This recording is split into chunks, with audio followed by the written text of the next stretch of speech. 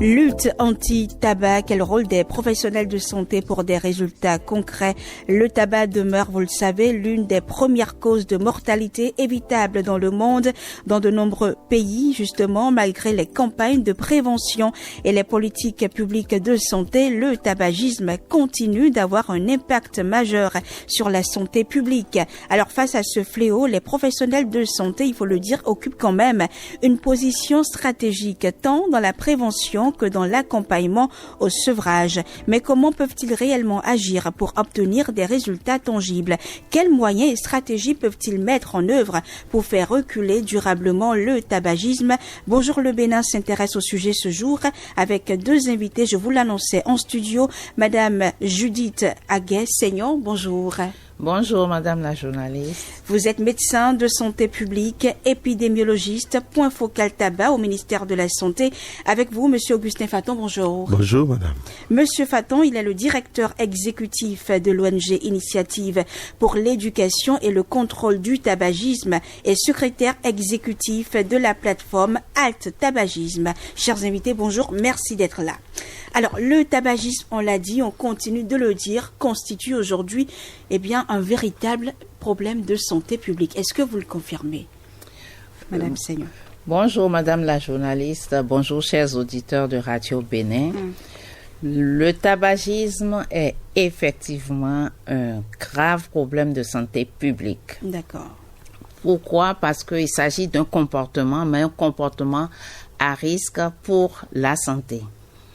L'usage du tabac sous toutes ses formes, donc tabac fumé, tabac non fumé, chiqué, brisé, toutes ces formes de consommation sont nuisibles à la santé de l'homme. D'accord. Alors, Monsieur Faton, le thème de cette année 2025, c'est « Produits du tabac et à base de nicotine, démasquant les tactiques de séduction de l'industrie du tabac ». Qu'est-ce qu'on peut y comprendre réellement à travers cette thématique-là? En fait, il faut simplement comprendre que l'industrie du tabac cherche à maintenir et accroître son marché. Et accroître le marché, c'est l'élément le plus déterminant pour que elle continue à faire du chiffre, ce qui lui garantit une vitalité. Et pour, retrouver ce marché, il faut cibler les enfants. Parce que ce n'est pas à l'âge adulte que l'on prend l'initiative de fumer. Ça veut dire que les personnes adultes qui fument aujourd'hui ont commencé depuis l'enfance. Et effectivement, une personne adulte qui fume meurt par la suite. Alors, la mort engendre systématiquement la réduction du marché du produit. Et donc, il faut recruter de nouveaux fumeurs. Et en recrutant de nouveaux fumeurs, on garantit le marché. Et la stratégie la plus efficace, c'est d'aller vers les enfants. Parce que les enfants, surtout à l'adolescence, sont ignorants, curieux et cherchent à tout comprendre, à tout tester, à tout tenter. Et en ce moment, le produit est présenté aux enfants et c'est comme ça que l'industrie arrive à augmenter son marché. D'accord. Donc, la campagne de cette année vise à révéler les stratagèmes, si je comprends bien, qu'emploient donc les secteurs du tabac et de la nicotine pour rendre leurs produits plus attrayants aux yeux des enfants surtout. C'est ça. Hein? Yes. Donc, il faut attaquer la racine pour régler le problème. C'est ça l'objectif. Exactement. C'est comme vous le dites. Il faut utiliser la dissimulation et rendre élégant le poison. D'accord. Parce que comment faire en sorte que quelqu'un décide de consommer du poison, il faut rendre élégant le produit, il faut faire en sorte que on voit que c'est la mode, c'est la tendance, et c'est ce que l'industrie fait, rendre le produit, la consommation glamour, sur les réseaux sociaux, montrer à travers les célébrités que oui, c'est la tendance, et les enfants peuvent l'adopter simplement. Voilà. Mais Madame Seignon, est-ce que c'est pas ce qu'ils font déjà avec la chicha par exemple? Oui, c'est effectif. parce qu'au Bénin aujourd'hui, le ministère de la Santé, avec l'appui de ses partenaires comme l'Organisation mondiale de la santé, ont organisé une enquête au niveau national. Bien sûr. Sur la prévalence. En fait, l'enquête est intitulée Global Youth Tobacco Survey. Donc, c'est l'enquête sur la consommation du tabac chez les jeunes. Et cette enquête, nous l'avons organisée au Bénin en 2024. Donc, c'est récent, on vient d'avoir les résultats. Et ça a ciblé 30 collèges du Bénin. Donc, c'est un échantillonnage qui est représentatif au niveau national. Et nous avons enquêté les enfants de la tranche d'âge de 13 à 15 ans. D'accord. Et les résultats sont vraiment catastrophiques. Et ça révèle quoi exactement? Ça révèle que la prévalence du tabagisme chez les collégiens, publics et privés, de la tranche d'âge de 13 à 15 ans est de 7% au Bénin, 7,3% de prévalence. Et chez les garçons, c'est 9,2% et chez les filles, c'est 5%. Et ce qui est plus grave que nous avons constaté, c'est l'usage de la cigarette électronique dans notre pays. Et cette prévalence au sein de cette tranche d'âge de 13 à 15 ans est de 2%. Voilà, environ 2%, je pense c'est 1,7%, mais on peut arrondir à 2%. Et là, toujours, c'est le sexe masculin, c'est les garçons qui prédominent dans cette consommation par rapport aux filles. D'accord. Il y a d'autres chiffres? Oui, bien sûr. Nous avons aussi l'exposition à la fumée du tabac. Donc, les fumeurs passifs. Les fumeurs passifs, voilà. Donc, environ 30% des écoliers de cette tranche d'âge, des collégiens plutôt, ont affirmé qu'ils ont été exposés à la fumée du tabac. Et pourtant, il est interdit par la loi de fumer en présence des autres. Et 23% ont été exposés à la fumée du tabac à domicile, et 33% ont été exposés à la fumée du tabac sur la place publique, donc dans les lieux à usage collectif où il est bien interdit de fumer. Il est interdit au Bénin de fumer dans les lieux clos, dans les lieux publics? Oui, à usage fermé. Collectif. Dès qu'il s'agit. Dans les lieux à usage collectif fermés, donc couverts. Il est interdit de fumer. Et pourtant, les gens dérogent à la règle. Mais bien sûr. D'accord. Et quelle analyse, je dirais, vous faites de ces chiffres-là, Madame Seyo? Moi, c'est vraiment en termes de santé publique. Je veux encore rappeler à nos chers auditeurs qu'il n'y a pas de seuil minimal qui soit tolérable pour la santé. Donc, la plus petite dose de consommation de tabac est nocive pour la santé. Donc, tant que la prévalence n'est pas de 0%, nous devons toujours travailler. Donc, il ne faut pas... Souvent, au Bénin, les gens disent 7%, 6%, non, on ne fume pas. Mais si 7% d'enfants à 13 ans ont commencé déjà par fumer, pratiquement 10% chez les garçons, je m'imagine à l'âge adulte ce que ça serait. Donc, la stratégie de l'industrie, effectivement, c'est de cibler les enfants et surtout avec les nouveaux produits du tabac parce que nous avons assez sensibilisé sur la cigarette.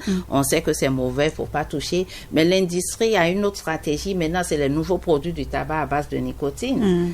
La cigarette électronique, la chicha et beaucoup d'autres modes de consommation. Pour attirer encore pour plus. Pour attirer les jeunes. D'accord. Alors, Monsieur Faton, elle a dit une étude qui concernait les enfants, enfin les écoliers de 13 à 15 ans. Donc, on a 7,3% de prévalence. Elle a même fait la distinction entre les filles et garçons. Les garçons fument plus que les filles. Comment est-ce qu'on peut expliquer ça, selon vous?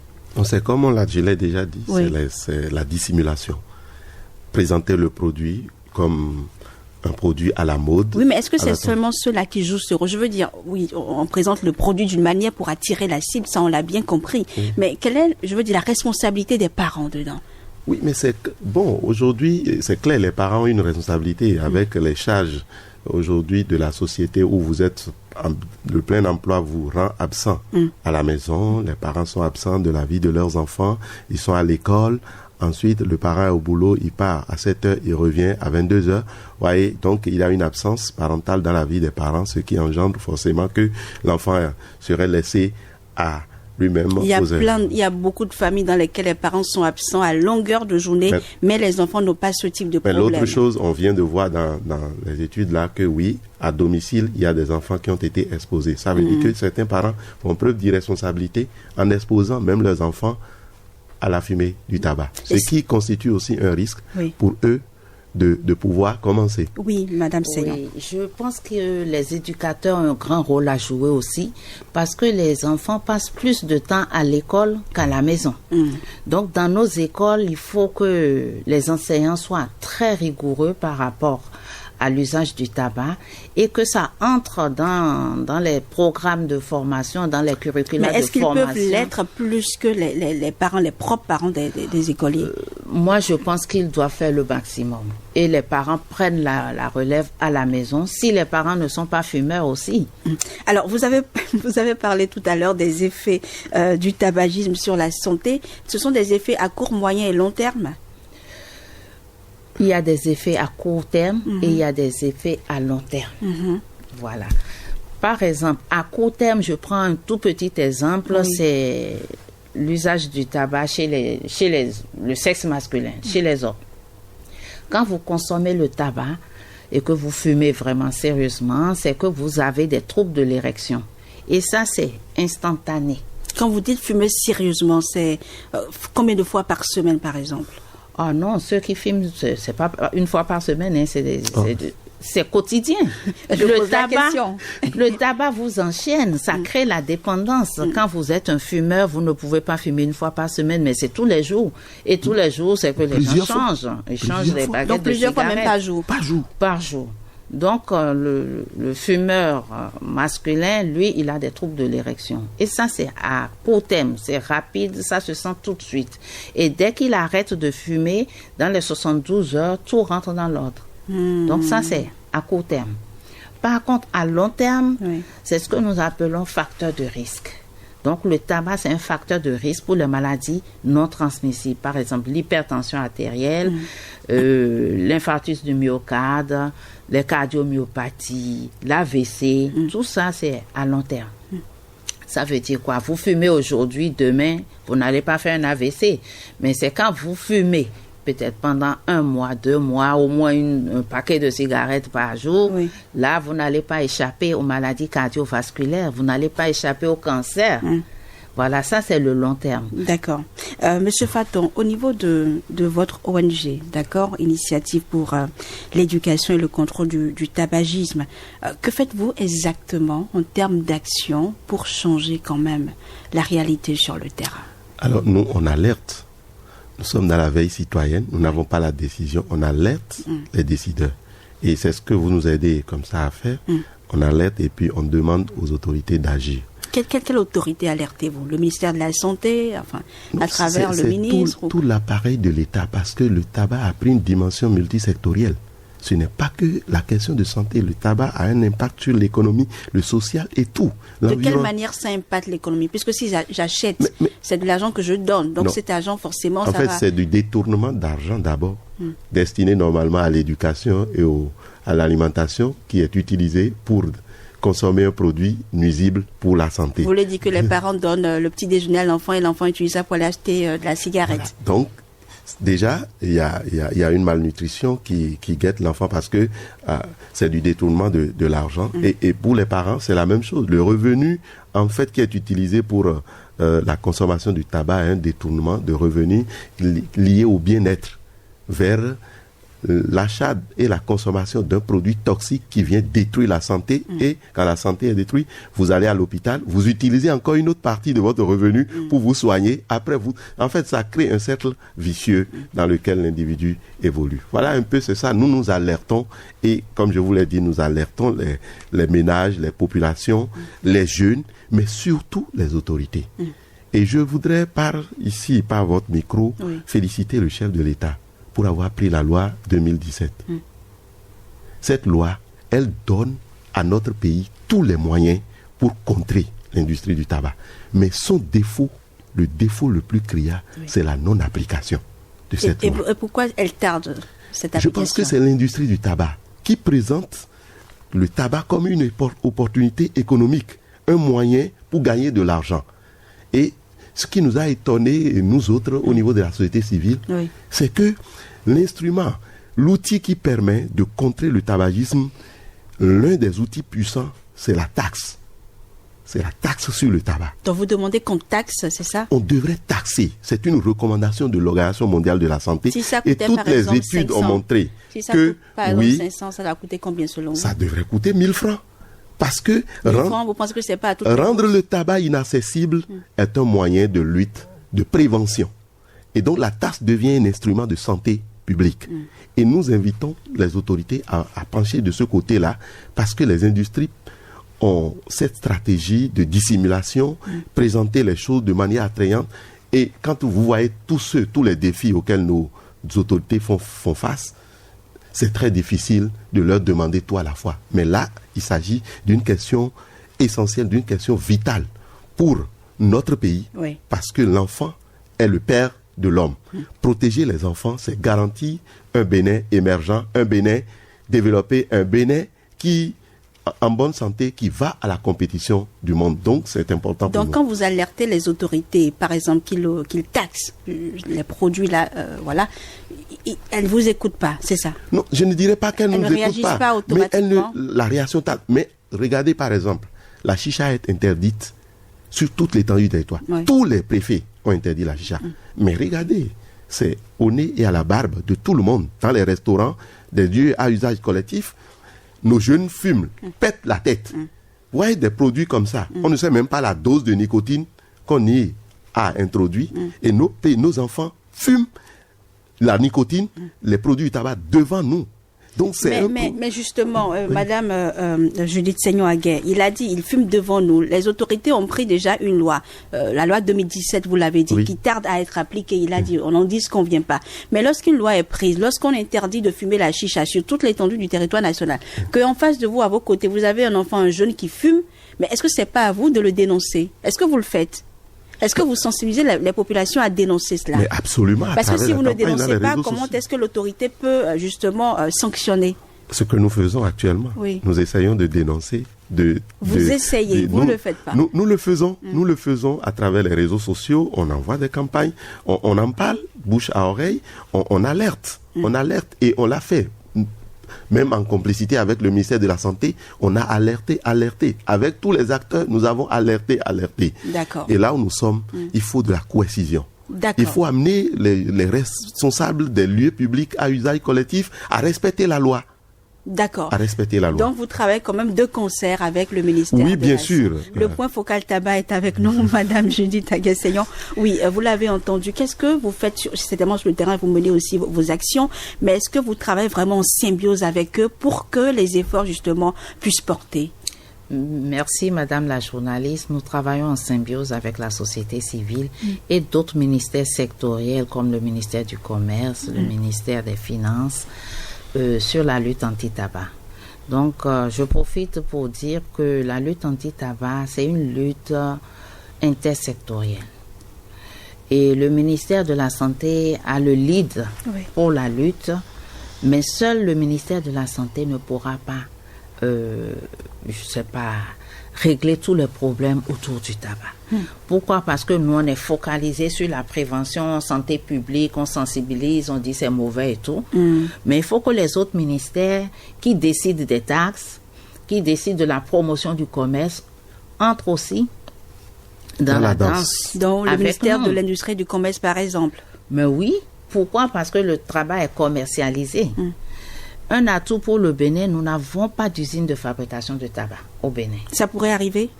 Mais c'est pas exclu. Non, je pense que les autorités, là, il faut féliciter le chef de l'État. Les industries du tabac ont voulu s'installer dans la zone de Glo-Dugbé, mais le chef de l'État, et ça, c'est une prouesse.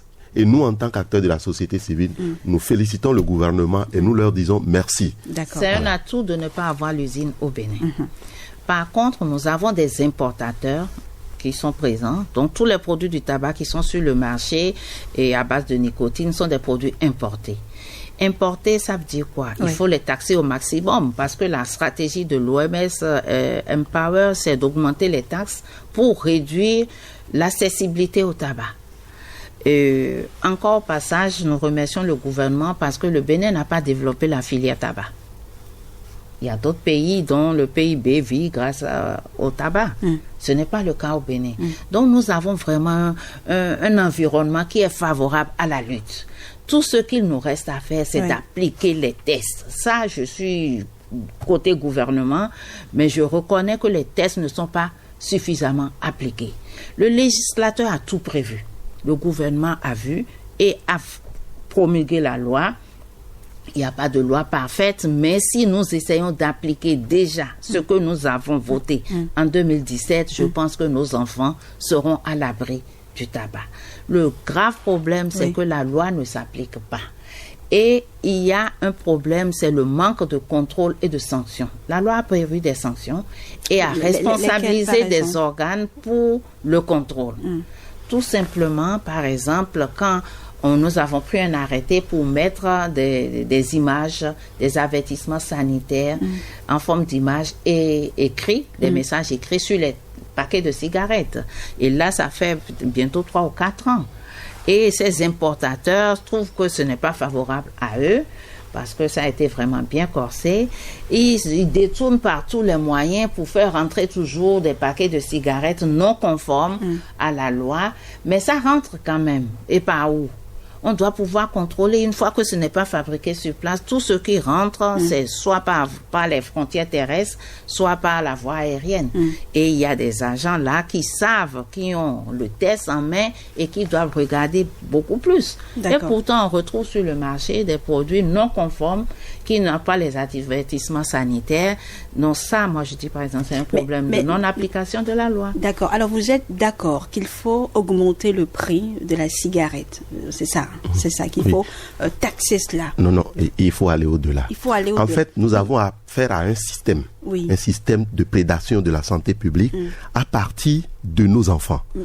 Il faut institutionnaliser la lutte anti-tabac. Et c'est ce que le législateur béninois a prévu et le chef de l'État a promulgué. L'institutionnalisation de la lutte anti-tabac transforme ceci en un système qui met en place une stratégie permettant vraiment de développer l'ensemble des stratégies et outils et actions pour pouvoir contrer supposons un instant, d'accord, chers invités, que le prix augmente comme vous le souhaitez et que malgré ça, l'on ait encore des chiffres comme les chiffres que vous avez donnés là dans ce studio, Madame Aguin.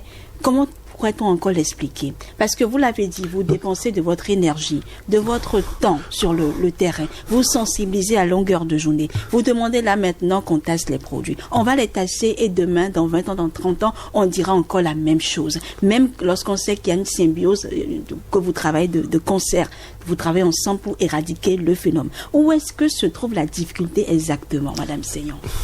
La difficulté, c'est que quand vous touchez au tabac, vous êtes dépendant. D'accord? Donc, vous ne pouvez pas vous en passer. On va augmenter les taxes. On va augmenter les prix. Seuls ceux qui ont les moyens vont se permettre de toucher à la cigarette.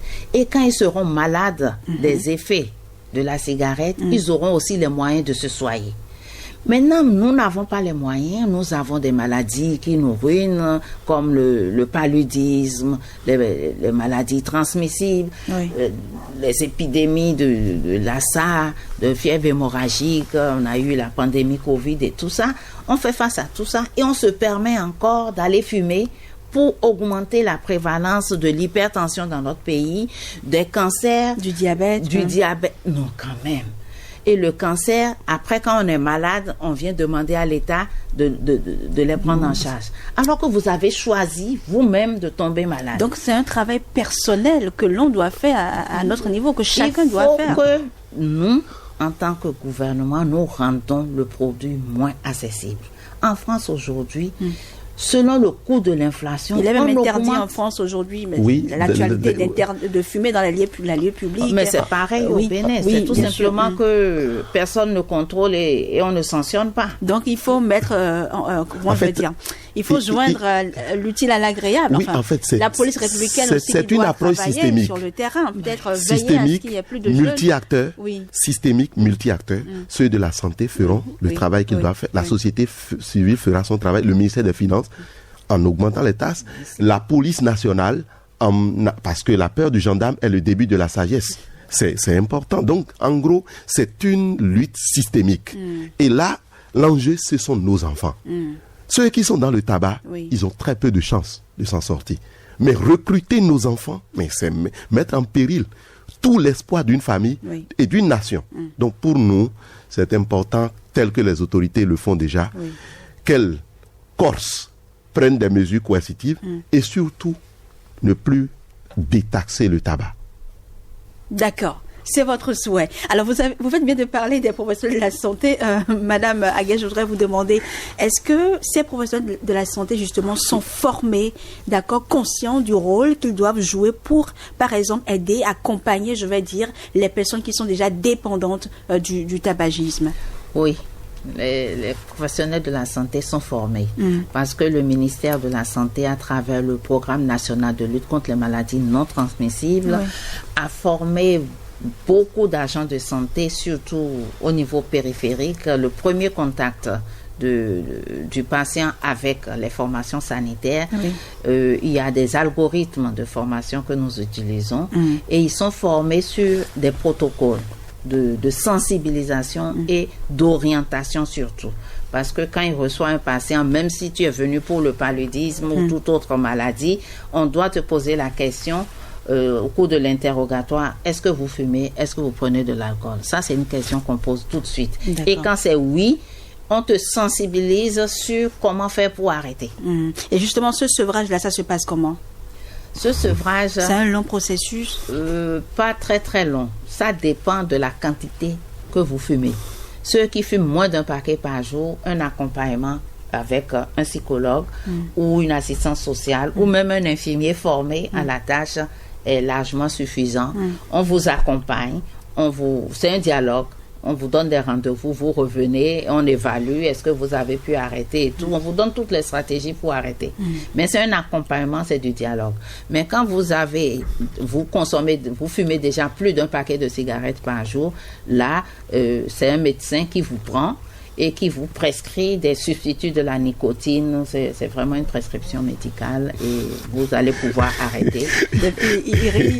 Mais c'est pas évident. Non, en fait, et vous voyez, non, vous prenez une décision et ensuite, vous devez maintenant engager des professionnels de la santé pour s'occuper de vous. Si la personne est déjà dedans, ancrée, vous voulez qu'on la laisse mourir? Non, en fait, c'est très important de le faire, mais c'est encore mieux de ne pas toucher au tabac. Et pour ne pas toucher au tabac, il faut protéger nos enfants. Et nos enfants, nous avons la responsabilité. Le tabac, tous les produits du tabac doivent être considérés comme des produits de luxe, assez chers. Dangereux. Seuls ceux qui ont les moyens vont y toucher. Et quand ils seront malades, ils s'occuperont de leur santé. Il faut mais pas ce que vous dites là, Madame Aguet, donc ceux qui ont les moyens peuvent s'en procurer. Non, c'est une décision. Et comme ils ont les moyens, on pourra... Madame, arrêtez. Madame la qu'on soit riche ou pauvre, les tous les enfants de parlent de droits de l'homme. C'est ça qu'ils disent. Ils disent... C'est mon droit. Mais c'est parce qu'ils n'ont pas j'ai mon argent, j'ai envie de fumer, laissez-moi fumer. On ne peut pas leur dire non. Mais tout ce que nous on leur dit... Mais on peut les ramener à raison. Et c'est ce que nous faisons déjà. On essaye de leur dire que c'est mauvais, mais s'ils ne veulent pas arrêter, il ne faut pas qu'ils en fument les autres, qu'ils rendent l'entourage malade. Ça, c'est le tabagisme secondaire. Parce que celui qui ne veut pas fumer, qui veut préserver sa santé et qui travaille dans un bar ou dans un restaurant est obligé de respirer la fumée du tabac et va tomber malade. Mais cette personne aura les mêmes maladies qu'un fumeur. Et pourtant, cette personne n'a pas fumé. Donc, c'est une couche vulnérable que nous devons aussi protéger. Donc, c'est de dire ne fumez pas, ne touchez pas la cigarette. Il faut plutôt agir sur la prévention. Voilà. C'est ça, en fait. Et il ne faut pas que la cigarette coûte 100 francs pour que les enfants puissent se l'offrir facilement, à l'insu même de leurs parents. Voilà. Ça doit coûter à partir de 1000 francs. Si on te donne 1000 francs le matin pour manger, tu ne peux pas acheter la cigarette. Et surtout, institutionnaliser la lutte anti-tabac pour que tout le système... C'est un système là-bas qui essaye de nous prendre en otage. De nous compromettre. Oui, de compromettre la vie. Donc c'est un peu ça. Justement l'importance du thème de cette année, produit du tabac et à base de nicotine, démasquant les tactiques de séduction de l'industrie du tabac. Alors de retour en studio, je suis toujours avec Madame Seyon Judith Aguet, elle est médecin de santé publique, épidémiologiste, point focal tabac au ministère de la Santé. En face d'elle, Monsieur Augustin Faton, directeur exécutif de l'ONG Initiative pour l'éducation et le contrôle du tabagisme et secrétaire exécutif de la plateforme Halt Tabagisme. Nous parlons bien sûr de la journée mondiale de lutte contre le tabac et c'est ce 31 mai que cela se passe.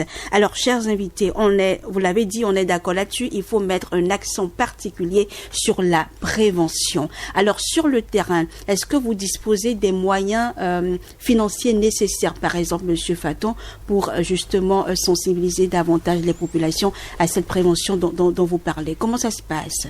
Bon, les moyens, je pense que ce n'est pas ce qui manquera. C'est la volonté. La volonté de faire quelque chose telle qui nous permet d'atteindre nos objectifs. Si nous devons voir les moyens, on ne fera rien. On fait avec les moyens, on alerte. Et voyez, c'est sans coût. Ce que nous venons de faire, ça n'a pas de prix. Vous imaginez le nombre de personnes qui écoutent l'ORTB et c'est intéressant. Certains prendront la décision de laisser le tabac. Et il n'y a rien pour dire merci par rapport à ce travail. Donc les moyens, ce n'est pas ce qui manque, mais c'est créer un environnement propice à la lutte anti-tabac. Et ça, c'est le système qui doit en décider, c'est institutionnaliser. Et la loi l'a recommandé. Clairement, il faut institutionnaliser la lutte anti-tabac. Vous verrez que le ministère de la Santé, Madame Seyon, elle a un point focal. Une personne. Qu'est-ce qu'une personne peut faire face à un système qui broie, qui détruit, avec des moyens illimités? L'industrie a des moyens illimités. Et c'est ça, ces moyens que l'industrie utilise pour influencer les politiques publiques. D'accord. Recruter nos enfants dans la fumée du tabac. Et je pense clairement que on peut faire quelque chose de magnifique, même avec les moyens dont nous disposons actuellement. D'accord. Alors, les auditeurs peuvent nous joindre au 21 30 00 48 ou 2 fois 67 19 87. Léopold Assogba voudra bien m'aider pour prendre 2 appelants, pas plus. Alors, Madame Aguet, c'est vrai, elle a dit, vous seul, qu'est-ce que vous pouvez faire contre contre ce fléau-là? Mais vous ne disposez pas d'une équipe autour de vous, des gens qui vous soutiennent, qui vous accompagnent? Bon, je suis aussi au sein d'un ministère, effectivement, mais quand on dit que vous êtes le point focal, c'est que vous êtes vraiment en charge de tout ce qui est lutte anti-tabac. Donc, au ministère de la Santé, effectivement, je suis seule. Mais j'ai le point focal chargé de la communication du ministère de la Santé qui m'appuie quand il s'agit de passer des messages, des images. J'ai aussi programme de lutte contre les maladies non transmissibles qui a le PNLMNT. Voilà, qui a un comité multisectoriel de lutte contre les MNT où ça inclut le tabac. Bon, voilà, donc c'est un peu ça. Mais tel que prévu par la loi, il faut vraiment un organe qui doit sensibiliser, qui doit cibler et vraiment être en train de sensibiliser tous les jours. Tous les jours, on finit par écouter. Donc, ici à l'ORTB, à la Radio Bénin, si vous nous donnez des plages horaires, on est preneurs à venir ici tous les jours pour venir parler des méfaits du tabac sur tous ces plans. On est preneurs, parce que quand tu nous parles de moyens, et si je dois venir payer ici, tu ne me verras pas tous les jours. On va en parler aux autorités pour voir ce qu'elles en pensent. On a un auditeur au bout du fil. Bonjour. Bonjour, Alex. D'accord, c'est Adeni Olaoré, je reconnais la voix. Oui, Adeni Olaoré, vous nous appelez depuis Paubert. Quelle est votre préoccupation, très rapidement? Je remercie votre invité et je l'encourage à aller de l'avant. D'accord. Bonne émission à vous. Donc, c'est juste un soutien. Merci beaucoup, Adeni. Bonjour, Radio Bénin. Là, c'est Robert Kwawakenou qui nous écrit depuis Bazumpa. Alors, fumer le tabac, ça nuit gravement à la santé, il dit. Et il dit que, justement, très souvent, à ses côtés, il y a beaucoup de personnes qui fument. Alors, quand lui, il remarque cela, il se lève et il s'éloigne tranquillement. Quand vous vous éloignez tranquillement, vous n'êtes plus un fumeur passif, Oui, ou le fait d'avoir inhalé un peu, déjà là, fait de vous un fumeur passif. Mais quand je vais dans un restaurant, je veux manger. Oui. Mais vous voyez, non? Je n'ai pas le choix, je dois manger. Oui, bien sûr. Voilà. Bonjour Arlette, bonne émission à vous. Je vous rappelle, d'accord, bon, c'est pas réellement une question. Mais alors, une autre préoccupation maintenant, c'est de Dr Calice Ouedé qui nous écrit. Bonjour Arlette, je félicite vos invités pour leur engagement. Je ne suis pas pessimiste car je l'avais fait dans le passé et surtout dans les collèges. Le comble aujourd'hui, ce sont nos espaces économiques de vente de la boisson où vous avez tout, y compris donc de la chicha. Ce n'est pas a priori la cherté du coût uniquement, mais plutôt une socialisation primaire soutenue avec aussi les médias à prendre en compte. Merci encore à eux pour la cause de la santé publique. Bravo. Il a résumé, si ça plaît dire. Est-ce qu'il y a un autre appelant au 21 30 00 48, 2 fois 67? Non. Alors, je vais vous donner le soin de conclure. Madame Judith Seignon-Aguet. Merci encore une fois, Madame la journaliste, pour l'initiative. Et nous, toutes les fois que nous aurons l'occasion, nous nous rendrons disponibles pour venir sensibiliser les populations béninoises sur les méfaits du tabac, sur le plan sanitaire, économique et social. Mon cri de cœur, c'est à l'endroit des éducateurs et des parents. Pourquoi? Parce qu'aujourd'hui, beaucoup d'enfants touchent au tabac à l'insu de leurs parents et des éducateurs. Donc, je nous en prie, je suis parente aussi, il faut que nous veillions au grain. Quand nos enfants demandent la permission pour aller à la plage chez un copain, on ne sait pas. Il faut lui dire en partant, attention, on ne touche pas à la cigarette, on ne touche pas à l'alcool. Et quand il revient, vous vérifiez. Nous, ministère sectoriel, je nous invite à beaucoup plus de cohésion, qu'on se mette vraiment ensemble, soudés, pour que chacun joue sa partition.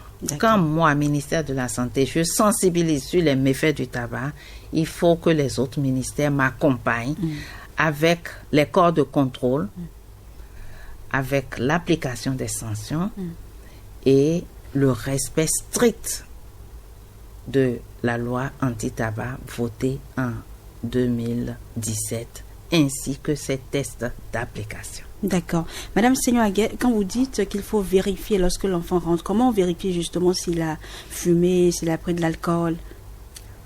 Dans le comportement, par exemple, s'il a pris de l'alcool, on peut savoir. Même pour la cigarette. Parce que je sais qu'il mange des chewing-gums et tout pour que l'odeur ne reste pas. Mais on peut savoir parce que le comportement change. D'accord. Vous êtes médecin de santé publique, épidémiologiste, point focal tabac au ministère de la Santé. Monsieur Augustin Faton, votre mot pour conclure. D'ici 20 ans, 30 ans, on parlera encore de cette lutte-là? Bien sûr, puisque ça touche au comportement. Moi, mon cri de cœur, c'est à l'endroit du chef de l'État, le président que nous respectons. Et nous savons sa sensibilité pour la cause des enfants. Nous l'avons vu aux côtés des enfants, les soutenant. Il y a un produit qui est en train de prendre en otage, tel que les chiffres de l'OMS l'ont montré, nos enfants. Et il est le seul recours que la société civile a. Chef, Monsieur le Président de la République, nous sommes à genoux. Nous vous supplions, prenez des mesures, s'il vous plaît. Merci beaucoup. D'accord. Message reçu.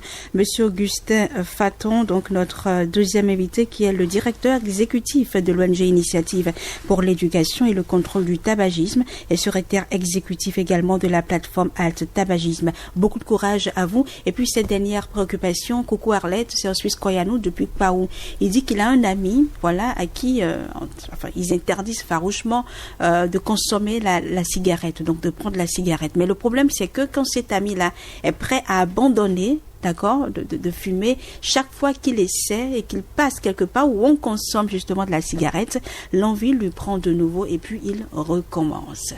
Comment pourrait-il aider? D'où la promotion des environnements 100% sans tabac. D'accord. Parce que l'homme ne peut consommer que ce qu'il a vu ou ce que son environnement lui prescrit. Que notre environnement ne prescrive plus les produits du tabac, les produits à base de nicotine. Et ça va aider même ceux qui sont déjà dans la fumée. Voilà. Merci. Merci beaucoup, chers invités. Ce fut un plaisir. Je vous souhaite de passer un excellent week-end, une excellente journée également au passage. Et puis, bien de choses à toutes les personnes qui vous accompagnent dans cette lutte-là anti-tabac. Et puis, on rappelle le thème de cette année, produits du tabac et à base de nicotine, démasquant les tactiques de séduction de l'industrie du tabac. Merci, portez-vous bien, à bientôt. Au revoir.